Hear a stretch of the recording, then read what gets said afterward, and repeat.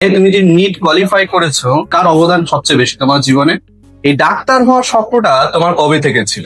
Biology না physics, morning study না night study, online class না অফলাইন ক্লাস, দিনে সর্বোচ্চ কত ঘন্টা পড়েছো?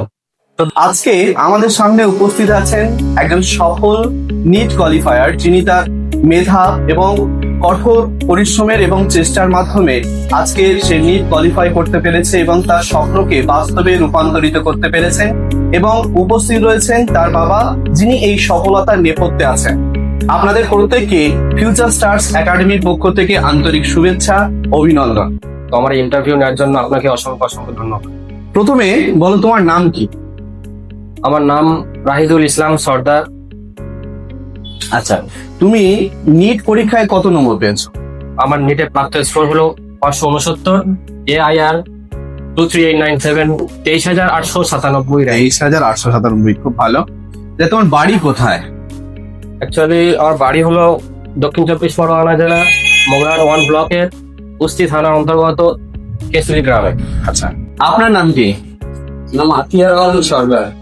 আচ্ছা, আপনার কটা ছেলে আর কটা মেয়ে? ও দুটি ছেলে একটি মেয়ে। আচ্ছা, সবাই কি পড়াশোনার সঙ্গে যুক্ত? হ্যাঁ, সবাই ছোটবেলা থেকে পড়াশোনার সঙ্গে যুক্ত, সবাই হোস্টেলে পড়াশোনা করে। আচ্ছা, হোস্টেলে আমরা তো জানি হোস্টেলে পড়াশোনা করাতে একটা অনেক খরচের প্রয়োজন হয়, অনেকটা ব্যয়বহুল একটা ব্যাপার। আপনি কিভাবে আপনার সন্তানদেরকে সফলতার শিখরে পৌঁছেছেন? দেখুন, আমার অল্প শিক্ষিত মানুষ এবং আমি খুব কমই রোজগার করি, কিন্তু আমার ত্যাগটা প্রচুর হয়ে যায়। বিশেষ করে ওর মার ত্যাগ আরো বেশি। আর ওর মায়ের এর যে অবদান, ওর মায়ের সব থেকে আমি বলবো যে অবদান, মানে আমাদের যদি 90% হয়, সরি 100% ওর মার 90%, আমাদের সকল মিলিয়ে 10%। আপনি প্রথমত কি করেন? এখন আমি আপাতত একটা আমার ছোট্ট মতো একটা টিফিন দোকান আছে, যেখানে শুধু পরোটা, মুড়ি এইসব বিক্রি হয়। আচ্ছা, তাহলে একজন ঘুগনি মুড়ি বিক্রেতার ছেলেও আজকে নিট সফল হয়েছে, এবং এই সফলতাটা খুব সহজ হয়নি। কারণ একটা সফলতার শিখরে পৌঁছাতে গেলে যেমন একটা সন্তান যে পরিশ্রম করছে, যে পরীক্ষা দিচ্ছে, তার সাথে সাথে তার বাবা মায়ের কিন্তু ভূমিকা অনস্বীকার্য। তার বাবা মা, আমি যতদূর শুনেছি, তার বাবা মা একদম ভোরে ওঠেন এবং সেই ভোর থেকে তাদের কঠোর পরিশ্রম শুরু হয়। কারণ তেলে ভাজার দোকান, পরোটার দোকান, সেখানে অত্যন্ত পরিশ্রম করতে হয়। এবং তারপরেও সেই পরিশ্রমের কারণ ছিল একটাই, সন্তানদেরকে একটা জায়গায় পৌঁছানো, তাদেরকে একজন ডাক্তার হিসাবে যেন প্রতিষ্ঠিত করতে পারেন সমাজে। সেই চেষ্টাই ওনারা করেছেন, যেখানে রাহিদুলের বাবা এবং রাহিদুলের মা উভয়ই কিন্তু অত্যন্ত পরিশ্রম করেছে, এবং সেই পরিশ্রমের জন্যই আজকের আমরা এই রাহিদুলকে ডাক্তার হিসাবে পেয়েছি। আমরা সবাই গর্বিত রাহিদুলের জন্য, যে আজকের ও ডাক্তার হিসাবে আমাদের সামনে উপস্থাপিত হয়েছে, এবং ও আমাদের সমাজে প্রচুর মানুষকে কিন্তু সাহায্যের হাত বাড়িয়ে দেবে তার চিকিৎসার মাধ্যমে। আপনার পরিশ্রম আমরা সবাই শুনলাম। হ্যাঁ, আপনাকে অসংখ্য ধন্যবাদ। আচ্ছা, তোমাদের পরিবারে কারা কারা আছে? পরিবারে মোট 6 জন রয়েছেন। আমার আব্বা, আমার মা, আমার দাদি, আমি, আমার দাদা এবং আমার বোন। আচ্ছা, দাদা কি করেন? দাদা বর্তমানে WBJEE তে কোচবিহারে পড়ছেন, এবং বোন ক্লাস 12-এ পড়ছে, এবারে HS দেবে। আচ্ছা, খুবই ভালো। আচ্ছা, বাবা তাহলে পরোটা দোকানে কাজ করেন, আর মা কি বাড়িতেই থাকেন নাকি? না, মা বাবার কাজে যে পরোটাতে যাবতীয় সামগ্রী সেগুলো প্রস্তুত করে দেন। খুব ভালো। আচ্ছা, তোমার জীবনে তুমি যে নিট কোয়ালিফাই করেছো, তুমি সবচেয়ে বেশি এই যে নিট কোয়ালিফাই করার পেছনে কার অবদান সবচেয়ে বেশি তোমার জীবনে?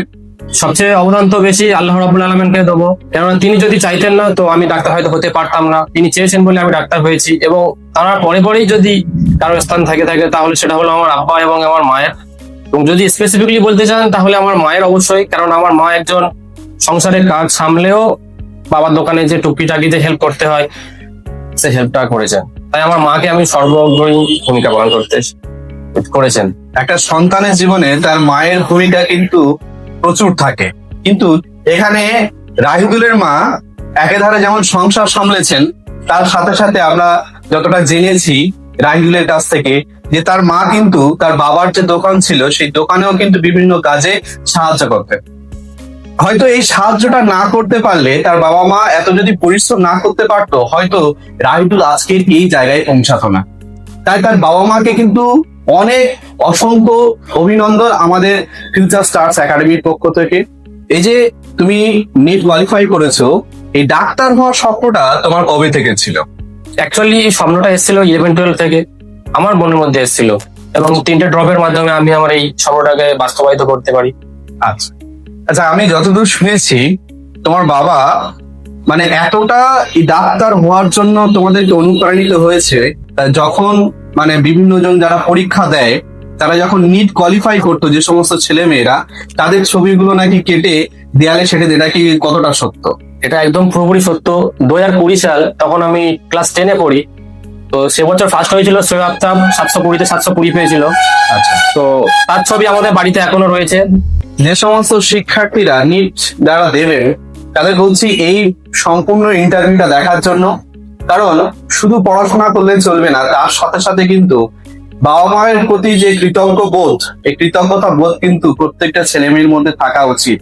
ঠিক আছে, তা আজকে দেখলাম রাহিদুল কিন্তু তার বাবা মার প্রতি অনেকটা কৃতজ্ঞতা বোধ তার মধ্যে ছিল, এবং বাবা মার প্রতি অসংখ্য ভালোবাসা থাকার কারণে আজকে কিন্তু সে সফল হতে পেরেছে। তাই আমরা পড়াশোনা এমন ভাবে শিখবো যেন বাবা মায়ের ভূমিকাটা আমরা কখনো ভুলে না যাই। আমরা যেখানেই পৌঁছাই না কেন, আমরা বড় ডাক্তার হয়ে যায়, মাস্টার হয়ে যায়, কখনো বাবা মায়ের ভূমিকাটা কিন্তু বলা চলবে না। নিটের প্রস্তুতি তুমি ঠিক কবে থেকে শুরু করেছিলে? অ্যাকচুয়ালি নিটের প্রস্তুতি শুরু করেছিলাম 11-12-এর ঠিকঠাক মতো পড়া হয়নি, তো 2-একটা চ্যাপ্টার করে আমি ফিজিক্স ওয়ালা অনলাইনে করেছিলাম। তো সেখান থেকে বুঝে গিয়েছিলাম যে ফিজিক্স ওয়ালা অনলাইনের ওদের যে বোঝানোর যে স্টাইল, ওদের যে বোঝানোর ক্যাপাসিটি অনেকটা হাই। তো আমি 11-12 ঠিক মতো না করতে পারলেও যখন ফার্স্ট ড্রপে যাই কোচিং এর জন্য, তো ওখানে আমি মোটামুটি ফিজিক্স ওয়ালা পুরোপুরি অল ব্যাচ থেকে পুরোপুরি কমপ্লিট করি। প্রতিদিন কত ঘন্টা করে পড়াশোনা করতে হয়? অ্যাকচুয়ালি নিট এমন একটি পরীক্ষা, মূলত যে কম্পিটিটিভ যে পরীক্ষাগুলো হয় নিট তার মধ্যে একটি অন্যতম। তো এই কম্পিটিটিভ পরীক্ষায় কম পড়ার কোনো জায়গা নেই। সিট 50,000-এর কাছাকাছি, তো পরীক্ষার্থী প্রায় 22 লাখের কাছাকাছি দেয়, এবং সিট মাত্র 50,000। তো কম পড়ার সুযোগ নেই, কারণ তুমি কম পড়লে তোমার থেকে যারা পাশে আছে তারা তোমার থেকে এগিয়ে যাবে। তো আমার বাধা ধরার কোনো নিয়ম ছিল না যে এত ঘন্টা পড়তে হবে, বাট হ্যাঁ 10 ঘন্টা কাছাকাছি পড়তাম, এবং কোনো সময় 11, 12, 13 হয়ে যেত, আবার কোনো সময় 9। বাট সাপ্তাহিক একটা রুটিন ছিল, মিনিমাম তোমার 9 ঘন্টা করে পড়তে হতো, আর ম্যাক্সিমাম 12-13 ঘন্টা পড়ে। 12-13 ঘন্টা। এমন কি কোনো সময় এসেছিল যে মনে হয়েছে যে নিট আমার দ্বারা সম্ভব নয়, নিট থেকে আমি বের হয়ে যাব, অন্য কোনো পরীক্ষার জন্য প্রিপারেশন নেবো, এরা কি কোনো দিক কি মনে হয়েছে? অ্যাকচুয়ালি মনে তো ওটা হয়নি, কিন্তু ফার্স্ট ড্রপ 2024 সালে যখন আমি 618 পাই, তো তখন 12 নম্বরে যখন সিলেকশন হলো না, তখন ভেবেছিলাম যে পরের বার ট্রাই করি। 2025 সালে এলো 7 নম্বরের জন্য যখন পেলাম না, তখন কিছুটা একটা সময় আমার লেগেছিল যে হয়তো এই এক্সামটা আমার জন্য নয়। কিন্তু তার পর মুহূর্তে এটা লেগেছিল যে বাবা মা আমাকে এত দূর এনেছেন এবং কষ্ট করেছেন, এবং যদি আমি যে ফিল্ডে এসেছি ওই ফিল্ডে যদি টপ না করে যাই, তাহলে আমি নিজের থেকে স্যাটিসফ্যাকশন পাবো না। তো আমি আবার নতুন উদ্যমে পড়া শুরু করি, এবং আস্তে আস্তে ভালো করার চেষ্টা করি, ইমপ্রুভ করার চেষ্টা করি। বর্তমানে আমরা দেখি যে অনেক স্টুডেন্ট কিন্তু এই যে অনলাইন স্টাডি এর প্রতি বেশি আসক্ত হয়ে পড়ছে। আচ্ছা, অনলাইন স্টাডি বেশি হেল্পফুল নাকি অফলাইন স্টাডি বেশি হেল্পফুল, তোমার কাছে কি মনে হয়? বাড়িতে যাদের যদি পড়ার পরিবেশ থাকে, তো আমি তাদেরকে রিকমেন্ড করবো যে তারা অনলাইন করুক। যদি বাড়িতে তাদের পড়ার পরিবেশ না থাকে, তাহলে কোনো মিশন বা কোনো হোস্টেল বা কোনো মেসে গিয়ে পড়াশোনা করুক। ভবিষ্যতে তুমি কোন বিষয়ের উপরে স্পেশালিস্ট ডাক্তার হয়ে মানুষদেরকে চিকিৎসা করতে চাও? কার্ডিওলজিস্ট আর নিউরোসার্জন, দুটোর মধ্যে যে কোনো একটা। আচ্ছা, এই দুটো বিষয় কেন তুমি বেছে নিতে চাইছো? অ্যাকচুয়ালি আমার দাদু মৃত শামসুল হক সর্দার, তিনি হৃদরোগে আক্রান্ত হয়ে মারা গিয়েছিলেন। আমি যতদূর জানি যে উনি একজন শিক্ষক ছিলেন। হ্যাঁ, উনি প্রাইমারি স্কুলের শিক্ষক ছিলেন। আচ্ছা আচ্ছা। আর নিউরোসার্জন যদি বলি, তো আমার বাবার নার্ভের প্রবলেম রয়েছে পিঠে, তো সেই হিসাবে।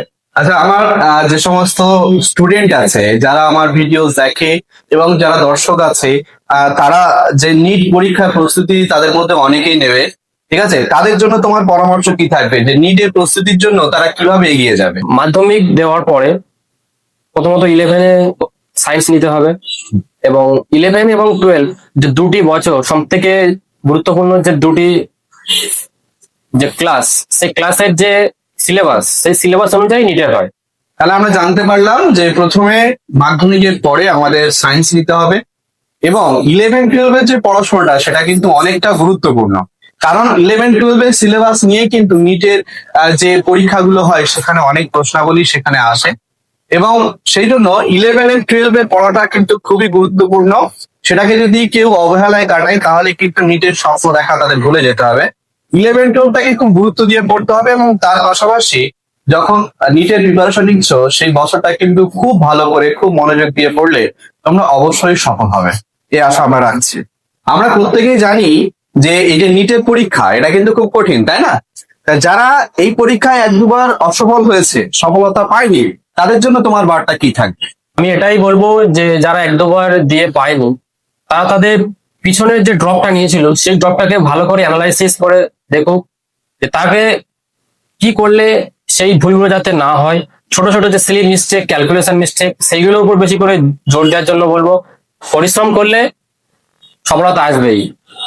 আচ্ছা, ও বলতে চাইছে যে যারা অসফল হয়েছে তারা যদি ভালো করে পরিশ্রম করে এবং পড়া আগে যেভাবে পড়তো, যতটা সময় পড়তো তার থেকে বেশি সময় যদি সে পড়ে, এবং তার যে মিস্টেক গুলো হয়েছে যে তাকে রেকটিফাই করতে হবে সেই মিস্টেক গুলো, যে আমি কোনগুলো ভুল করেছি, ঠিক আছে, এই ইন্ট্রোস্পেকশনটা করতে হবে যে তার ভুলগুলো কোথায় ছিল, যে আমার ভুলগুলো এই জায়গাগুলোতে ছিল। আমি ফিজিক্সে এইভাবে যদি পড়তাম বা অন্যান্য সাবজেক্ট গুলো যদি এইভাবে পড়তাম তাহলে মনে হয় আমি আরো ভালো রেজাল্ট করতে পারতাম। তুমি জানো তোমার ভুলটা কোথায় আছে, তোমার সেই ভুলটাকে খুঁজে বের করতে হবে, এবং সেই ভুলটা খুঁজে বের করে সেটাকে তোমাকে ভালোভাবে রেকটিফাই করে সেটার ভুলগুলো সংশোধন করে তোমাকে নেক্সট পরীক্ষার জন্য প্রিপারেশন নিতে হবে, ঠিক আছে? আচ্ছা, তোমার জন্য আমি কিছু র্যাপিড ফায়ার কোশ্চেন রেখেছি, ঠিক আছে? ঠিক আছে। একদম সোজা সাপটা সেগুলোর উত্তর দিতে হবে। আচ্ছা, বায়োলজি না ফিজিক্স? ফিজিক্স। আচ্ছা, মর্নিং স্টাডি না নাইট স্টাডি? Morning study. আচ্ছা, টি না কফি? টি। অনলাইন ক্লাস না অফলাইন ক্লাস? Online class. দিনে সর্বোচ্চ কত ঘন্টা পড়েছো? 14 ঘন্টা। আচ্ছা, বাহ, 14 ঘন্টা। Hard work, dedication and don't regret about year preparation. Doctor না হলে তুমি অন্য কোন পেশা বেছে নিতে? মাস্টার। রাইদুলকে অসংখ্য ধন্যবাদ আমাদের সময় দেওয়ার জন্য।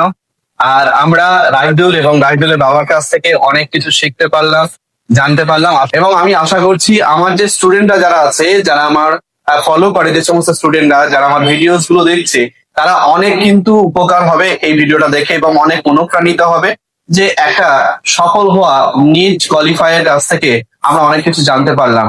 ধন্যবাদ সকলকে।